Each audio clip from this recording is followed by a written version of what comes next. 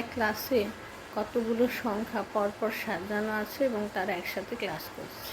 হঠাৎ নয় এসে আটকে জোরে এক থাপ্পড় মেরে বলল, দেখ আমি হলাম তোর থেকে সব থেকে বড় সংখ্যা, তুই আমাকে ভয় করে চলবি।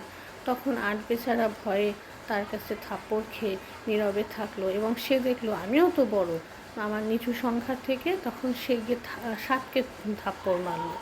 এইভাবে 7, 6, 5 পরপর সব সংখ্যারা একে একে তার নিচু সংখ্যার মধ্যে থাপ্পড় মারতে শুরু করলো।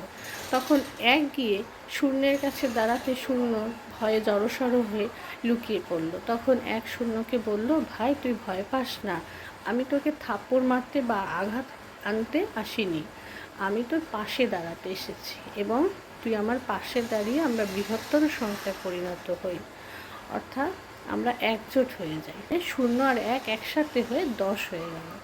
অর্থাৎ গল্প হলো এখানে এই যে আমরা যে বৃহত্তর বা আমাদের যদি একটু শক্তি থাকে বা একটু সম্মানে আমরা বড় হই, তাহলে ছোটদেরকে বা যে একটু নিচু বা দুর্বল তাকে আমরা আঘাত করতে বা শোষণ করতে আমরা পিছুপা হই না। কিন্তু এটা কখনো করা উচিত না। সময় কাহারও এক যায় না।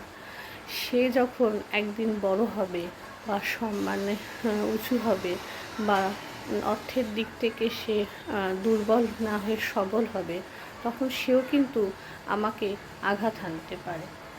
তো আমাদের যারা আমরা প্রকৃত মানুষ, কাউকে শোষণ না করে আঘাত না করে তাদের পাশে দাঁড়ানো উচিত, সহায়তা করা উচিত। মানুষই তো মানুষের কাছে থাকবে, পাশে থাকবে, মানুষেরই তো উপকারে লাগবে।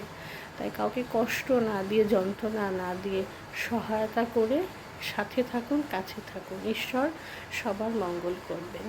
ভালো থাকুন, সুস্থ থাকুন, খুব ভালোভাবে নিজেকে গড়ে তুলুন আর এগিয়ে চলুন। রাধে রাধে, জয় গুরু।